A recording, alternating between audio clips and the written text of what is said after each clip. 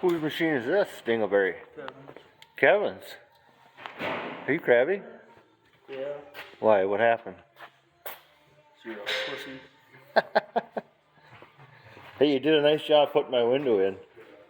Did I? Yeah, I went and looked at it finally yesterday. I'm gonna kick it out. You should take a sledgehammer to it or something. Troy, smile, you're on candid camera. I don't know. So where did you get the Dingleberry thing? You watching my videos or what? Keeps popping up on my phone. Well, at least something's popping up, huh? Well, they keep commenting they want some more shop videos, so here's a shop video. We don't need it anymore. You don't, they also say you're camera shy, you don't like it. That's fine. I know. What are you doing here? Did you have it running yet? Just got a little in it.